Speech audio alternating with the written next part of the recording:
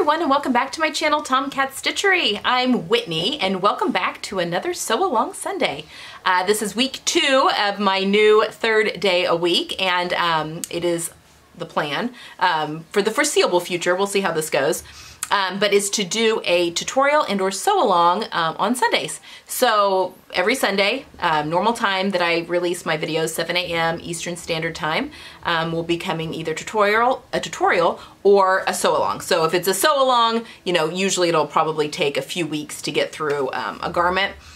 So it'll be a few Sundays in a row that are that sew along, and then, you know, tutorials here or there as we come to them.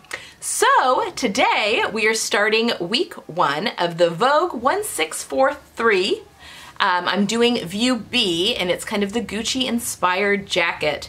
So today I wanted to talk about gathering notions, your fabric, your lining, and then I'm going to talk to you about, I've already cut my pieces out and I have added a lot of interfacing actually, that the pattern does not call for. So I'm going to talk you through how I kind of go about drafting those pieces for myself and how I apply those, and then also my process for cutting out and getting things marked and all that kind of good stuff. And then we will start sewing next week. So let's dig in here for picking fabric. So this was a very, very popular pattern. I'm going to grab the pattern here. I have seen this done up a ton online. But I've also seen, I noticed, so this is the pattern, I've already popped it up to you, but I noticed with a lot of the versions that they just didn't look, a few of them just didn't look supported enough, if you know what I mean. Like they didn't look as tailored as what she is in now. Now it's hard for me to say what fabric she's wearing, but the fabrics, I think it's probably a combination of choosing the correct fabric and also proper interfacing. And after looking at this jacket and what they asked for on the Vogue pattern, I kind of made the decision that I'm gonna kind of go rogue and interface the way that I would interface it, because I don't think they put enough interfacing into the pattern. So anyway, this is my own little fusible tailoring techniques that I'm going to be adding to this jacket. It won't be the same as a, you know, I'm not going to put any horsehair canvas in it like I would a blazer. Like it's a little more involved, and I don't think it needs it because we don't have, I mean, you probably could because it's still like a jacket and you want that support there, but I'm not going to. But I'm going to show you how I'm going to build up the sleeves. And they do have some tailoring in here because it requires shoulder pads. So anyway, we're gonna go through some of the fabric. I'll show you what I have chosen, and then again, I'll take you over to my cutting table and show you everything cut out, all the different pieces I've cut out, what I've cut out of each piece, and then how I've drafted some extra interfacing pieces. Whew. All right, so let's start first with fabric. And again, I've cut everything out, so I'm just gonna kind of pick up scrap pieces here for you. In fact, we're just gonna play around with this pocket piece. So the fabric that is requested in this is medium weight wool. So medium weight, doesn't have to be wool, it can be a blend if you wanted, but medium weight tweed, wool flannel, or gabardine. Now, one thing that those all share in common, less so the gabardine, is that they all have some texture to them. And they all have a little bit of weight. Now gabardine is the thinnest of all of those, but it still is not, it's not like a worsted weight suiting necessarily. You know, like a men's suiting where it's real soft to the touch and feels real slick almost. Almost has a sheen to it. So I think you definitely need a lot of interfacing if you're gonna use a suiting like that, just because it's real thin and it's meant to be that way, and it's meant to not, it's a very tightly woven fabric and it's meant to not crease. And yes, you can definitely make suits out of that, you can make blazers out of that, but there's a lot of structure that goes on to the inside of that to make that have structure. There's a lot of infrastructure in there to give the jacket structure for that type of fabric. So I have chosen, and my fabric is from Minerva Crafts, and it's an affiliate link, but I will pop a link down to the fabric below if you see it and like it. But it is a tweed, and it is this green, like an olive green, but it has these little flecks of color in it. Let's see if you can see. You can't really, but it's got like a little, like there's blue. Can you see? Try not to blow it out too much. You can see like little flecks of red. There's a little fleck of blue. That's kind of a yellowy color. yeah, there's red. There's a little bit of almost, where it can kind of almost go like a little brighter green right in there, but it is a tweed. And it's a medium weight tweed. I mean, it's not heavy, but it, you know, it has like not much body. I mean, not much drape at all, which is what you want. It's a little more structured. So that's what I have decided to go for. And again, tweed is one of the things that is listed. And usually tweed, you can definitely see the weave in there. It's a little coarser. It sometimes will fray a little bit more, but a lot of times it'll have like these little slubs in it. So that is a tweed. It also says wool flannel, which definitely has like a nap, and that's maybe what they used. I would also say you could probably use a mountain wool, just if it's a little bit thinner. You don't want anything like too heavy, or like a felted wool like might be a little too heavy. But yeah, wool flannel, and then yeah, the gabardine. So gabardine has a, it's probably the smoothest of all three, and it's a little bit thinner, a little trickier to work with maybe. Tweed though is very forgiving and molds really well. So that's why I'm using it. Okay, lining. I got this lining fabric, and I'm going to show you these together, from when I was in Chicago at the textile discount outlet, or discount textile outlet. Anyway, this is literally, it's lining fabric, so it is acetate, I believe. But it is this lime green, and then it has, and I showed you guys this in my haul, but it has a little red and possibly a little black, but it could go navy, and I'm gonna embrace that it's navy. Because you can kind of make it what you want. But there's a little red pinstripe with a little black or navy pinstripe on either side of it in this lime green. And I love these two together. I just think that that's amazing. So that is the lining fabric that I picked. And I also, I'm going to be doing, my ribbon is going to be navy and red to mirror what's in the lining. I mean, it's lining, it's on the inside, but I think that that stripe is so fun. So any lining fabric though is fine. All right. Next thing that you need, interfacing.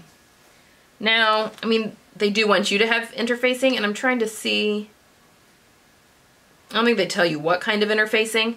I use Weft Interfacing all of the time, and I will leave a link. The Palmer Pletch medium weight tailoring fusible is fantastic. But it's called Weft because it literally, I mean, it's got kind of, you can see just the weft threads that are kind of in there, and it's fusible, and it's usually kind of got a brushed side to it.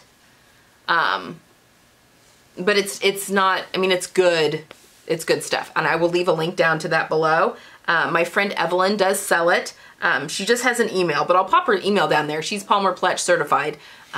And then I'll leave a link on the product webpage too if you want to see what that's all about. But yes, the Weft Interfacing is fantastic. And again, I will talk to you in a minute about everywhere that I'm going to fuse, because I fuse in a lot more places than the pattern tells you to.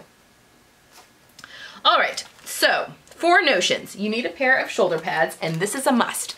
These are not the shoulder pads of the 1980s where they're just gigantic, but you want shoulder pads. And actually I get mine from Bias Bespoke online and on Etsy. They're a New York company, but they sell them in sets because the left and the right are 2 different things. This calls for 1/2 inch. This is probably 3/8 of an inch, but this is probably what I'll use. But you need a right and a left. And for a structured jacket, you need, it's the wrong one. You need a nice shoulder pad. And that's backwards. Like that. You need a nice structured shoulder pad. So don't skimp on the shoulder pads. That is what's going to hold the structure of your sleeve in place. Don't skimp on that. So again, and I think I bought these in a package of 10, and I will leave a link down to the Bias Bespoke. It's an Etsy shop webpage down below. They're super, if you're in the US, they ship super quick. And I usually get my stuff. I mean, it's probably where I live a little bit too on how quickly the shipping actually takes, but it's really, really quick. And they've got some great tailoring supplies there. But that's where I get my shoulder pads. There's other places you can get your shoulder pads. And then this is not on the list, but I'm going to add this, sleeve heads. Again, these come from Bias Bespoke, and basically they are just like this, like faux lamb's wool almost on one side, and then there's like a foamy back. So these get sewn wrong sides together into a strip, and they get put into the sleeve head of the jacket, and I will definitely walk you through when it's time to do that on the jacket when we're putting in the shoulder pads and stuff. But I also get these from Bias Bespoke, and I buy them in a package of some ridiculous number. But I will leave a link down again to that product and to their Etsy shop, because you can just find all sorts of really good stuff. All right, so that isn't on the list, but that's one that I would definitely add in. Shank buttons. I am going to be using these presidential metal buttons from Wawak. I'll leave a link down below, but they're just a classic metal button. They've got like the eagle and like a crest on them or whatever, you know, like you'd see on any kind of blazer. And I'm using the size 30, which is, I think a 3/4 inch button, maybe? I think. Anyway, you use the same size on the sleeves and on the front, although at Wawak, a lot of times I'll do the size 30 on the front of a blazer and the size 24 on the sleeve, so it's the same button, but they're a little smaller on the sleeve. So that is something that you could definitely do as well, and I'll leave a link down to those buttons down below. So again, I use the size 30, I'll use the size 24 for sleeves sometimes, but I may just use all size 30 on this jacket. All right, so that's the buttons. Okay, and then let's talk about the ribbon. Okay. I would recommend, now the collar has some shape to it. The band that goes on the front where they have the ribbon, which you can see in the picture, how it has shape that kind of comes around, and that's a band that's on the front that we're going to apply the ribbon to, and it also goes on the pockets. So on the front top pocket and on the bottom patch pockets, and it's 2 layers, so it's 1.5 inches wide. It calls for one size that's 1.5 inches wide and one that's 1 inch wide. So we're gonna layer 2 colors of ribbon on top of each other. I've ordered mine, but it is not yet here. I got mine off Etsy, and it's from a UK seller actually, because I was having kind of a hard time finding the colors I wanted and the sizes I wanted. So, and now I can't remember what I ordered. I've ordered navy and red, but I can't remember which one I ordered in the 1.5 inch and which one I ordered in the 1 inch. Okay, sorry, I had a full memory card. I had to stop and then come back. All right, so because of that curved neckband, I enjoy using Petersham ribbon, not Grosgrain ribbon. And the difference is, and hopefully you can see this, and I'm not actually gonna use this color. I have a whole bunch in my stash. This is great for waistband facings, but it's a little harder to find. But if you can see, the edge of it has like little teeth. It has like a scalloped edge on the side as opposed to a banded edge like Grosgrain ribbon would have. So hopefully you can see that. Yeah, so there's like a very small scalloped edge on the side, and this is rayon. So this is a rayon cotton blend, but you can mold it with your iron. Because of the little scalloped edges, it helps, you can literally form it to whatever you want, so it lies a lot flatter. Now Grosgrain ribbon, which a lot of times is polyester and has no give whatsoever, does not want to do that. It also tends to be kind of shiny and not as luxe. So if you search on Etsy, and I'll leave a link down to the shop that I used below, but you can just search on Etsy for rayon Petersham ribbon, and that's Petersham ribbon. And that has like a ton of different sizes, and a lot of times it'll be in a millinery shop for like hats and that kind of thing. It's used a lot in that respect. But I use it a ton in, well, anytime Grosgrain ribbon is asked for, I'll use a Petersham. It's just a nicer product.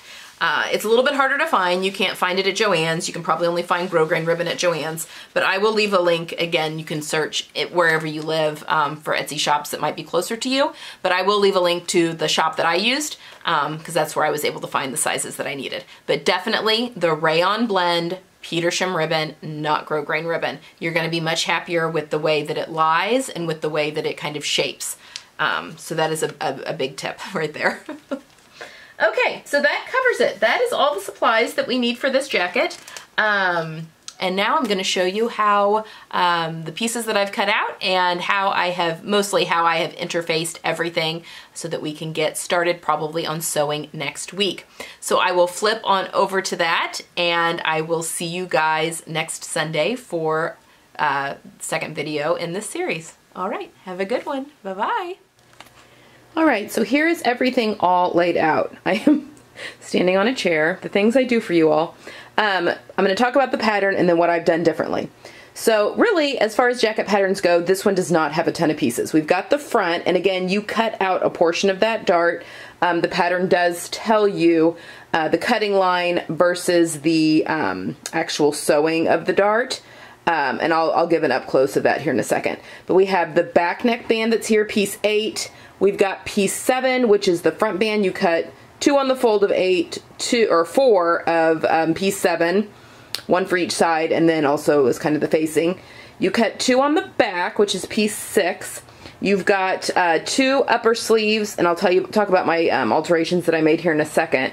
2 upper sleeves, 2 lower sleeves, which are pieces 9 and 10. Sorry, I've got piece 10 backwards.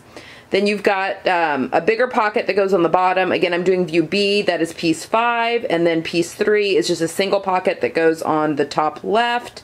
Then you've got the bands for those pockets. That's what the ribbon goes on, which is pieces 2 and 4. So you have 1 of piece 2, 2 of piece 4, and then you have lining pieces of your undersleeve, your back, and your front, and then there's a separate lining piece for the top sleeve. For whatever reason, I'm not really sure. It's probably something to do with the bend. I haven't looked at the instructions, to be honest. And then I have drafted a whole bunch of interfacing pieces. So the pattern only has you interfacing 2 of the front band and then 1 of the back neck band. And I have done, oh, and then your band, your pocket bands. And I've done much more interfacing than that. So we're going to talk about that in a second, and I've drafted pieces for that. But let me talk you through my alterations first. And again, anything that I do to the body, I also did to the lining, so I won't really talk about the lining much. That's pretty self-explanatory. You do have a separate cutting line on the hems for the lining, so make sure you watch that. As far as alterations, I did do a 1-inch full bicep adjustment because that is very common for me. And I figured that out because my bicep is 13.5 inches. The size 14 that I cut out has, I think the sleeve was like 14.5. And I like at least 2 inches of ease, especially in my jacket patterns in my bicep. So I added another inch of ease, and I do have a video on how to do that adjustment, that pattern adjustment, if you're interested. And then other common, I did add 3/8 of an inch right at the top of the back because there's a center back seam there. Oh, I also did the petite adjustments. This pattern has petite adjustments. So in all areas where there's a petite adjustment, I took out 1 inch. So a full 2 inches came out of both off the sleeve and the body of you can see those darker lines, the body of the pattern as well. But yeah, I added 3/8 of an inch to the back seam just on the upper back. I have a little bit of a broad back, and so that helps with that. I did do a narrow shoulder adjustment. I took a little over 1 inch off my shoulder seam, which is a very common adjustment for me. I think I have a video for that on how I do my narrow shoulder adjustments. It's very simple. It's Linda Lee's way to do it. But of course I did that on the front and the back, so I did adjust that shoulder. And then other than that, the only other adjustment that I made was that I lowered the bust dart in the front by, I think, like a little, like 1.25 inches. And I'll show you those lines here in a second. But let me step off the chair and then we'll talk about interfacing. All right, so interfacing. Again, the pattern only calls to have you interface your back band, 1 piece of your back band, 1 or 2 of the front bands, and then your pocket bands, which is just not enough for a jacket. I've made enough blazers and coats to know you just need, it just looks a lot better to have more interfacing. And I am definitely not one to be persnickety on things like that. I'm definitely one that tries to take the shortcut when possible, but I just really recognize the value in interfacing, and it just makes a world of difference. So don't skip this part. It's a little more time intensive too, especially when you're fusing. I talked about the Weft interfacing that I use, and then I also grabbed some lighter weight shearer fusible for a couple of areas, and I'll put links to both of those fusibles in the description box down below. But for starters, you can see here, I've lowered my bust dart by 1 inch, and then I just redrew my lines. I also, instead of doing a full bust adjustment, because it would be a little bit of a nightmare with the way this pattern is, I mean, it's doable, but just a little bit of a nightmare. All I did was I made my legs of my dart, I brought them in a 1/2 inch on either side, which would give me 1 inch more ease in that dart. So that's why I have extra cutting line here, and I just redrew my lines. So the dart is smaller than the pattern calls for by a total of 1 inch, so that I can get the needed room that I need for my bust. And we're just crossing our fingers. I should have made a muslin, but I didn't, so. All right, so interfacing. I have interfaced the front of my jacket by the whole thing. I've interfaced both fronts. I wait and I mark all of my lines after I've interfaced. So the pattern piece goes back over after it's been interfaced, and then I do all of my markings, my pocket markings, any dart markings. I'll recut my notches if, you know, because sometimes the interfacing, it, you know, doesn't line up or whatever, so I'll wait and recut my notches at that point as well. So I've completely interfaced the front, both fronts of my jacket. I will also, at the end of this video, put a list of everything that I interfaced and what I interfaced, and also a list of interfacing pieces that I drafted. So that will, I'll do so you don't have to write it all down. All right. On my back neck piece, it does call for you to interface one of them. I have interfaced both. I interfaced one side in the weft interfacing and the other side in a more sheer knit interfacing. And the reason for this is that when you put interfacing on a piece, the difference in the body of the fabric, sometimes especially with the heavier weight interfacing that you need, is so vast that it does weird things. So putting just a lightweight interfacing on the other side just helps to keep the difference between the two bodies of fabric more in line, and so they will meld together better. That's usually done on blazers almost always. You know, the upper collar will be done with a weft, and the under collar a lot of times in a lighter weight one. I think that's right, or that's backwards. And I did the same thing with the front band. I interfaced 2 with the lighter weight sheer knit interfacing, and then the other 2 in the weft. So again, completely fused interfacing on the back of this, on the back of the front, and on the back of the neck band. All right, now we're going to get into, oh, also, we'll just go ahead and wrap this up here.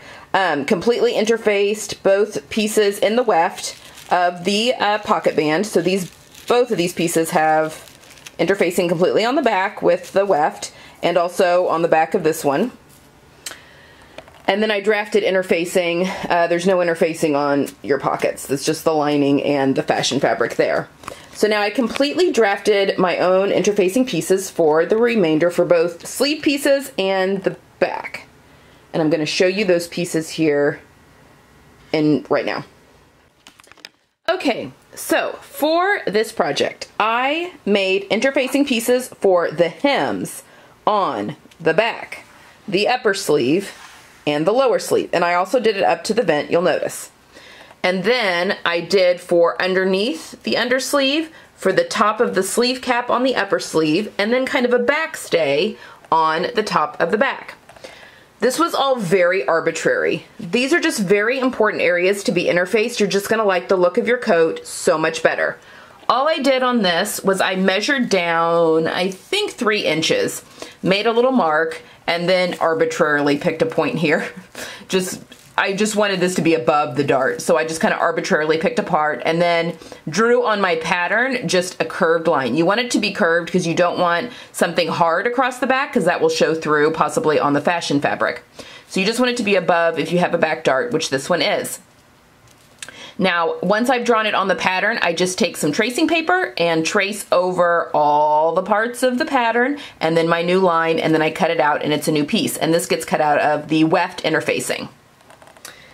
And then for the bottom, I did the same for the hem. It's a pretty straight hem. I picked a 2.5 inch strip, basically. My hem allowance here is 1.5 inches, and when it gets folded up on itself, I want it to be more than the hem allowance, because I want there to be interfacing on both sides of the fold. It just makes a much nicer fold. So I did 2.5 inches here. Again, kind of arbitrary. I did 2.5 inches here as well, and you can see where I've just marked on the pattern my 2.5 inches, and then traced it out on tracing paper and cut it out of fusible. Up here, again, very arbitrary. I did, I think, 2 inches on, 2 inches on this side, and then this is more like 3.5 or 4. And then I just did a curved line, just so it's not a straight line across the top. And then the same here. I mean, these don't have to match up with your sleeve. They can. I mean, it's not, you really just want the support underneath your, around the seam of your sleeve. That's just gonna hold the shape of your armhole so much nicer. So, yeah. One other way that you could also put twill tape in your armhole seam, which I may or may not do. I haven't decided yet, but that definitely will help the longevity of the coat. And then again, I did the hem and the vent of the undersleeve. So those are all done in the weft. Now, one thing to note, when you are fusing these, it might be kind of hard to tell. This is not a straight line. I go through anything that's going to be, sorry to make you sick, anything that's just going to be in the body of the coat, such as, so the inside lines basically, I cut them out, normal straight lines, and then I go back with a pair of pinking shears and cut along here so that it is not a solid hard line that could possibly peek through the top of, or the fashion fabric of the jacket. And the same, this part right here as it's fused, this is all pinked right here. So again, the same under here, it's all pinked on all of those. Again, I'm gonna leave a list of the interfacing pieces that I drafted, and and then what I fused with weft and what I fused with the lighter weight interfacing. Again, I fuse everything and then I go back and mark all of my notches and any markings that I need to do. So there you have it. Those are my pieces, all interfaced. Everything is now ready to start sewing. So that should get you guys started. As always, leave me any comments you have in the comment section below, and stay tuned. Right after this, I'll put a couple of slides in that list the pieces that I drafted and all that I had talked about. All right, guys, I will see you next week and we will start sewing.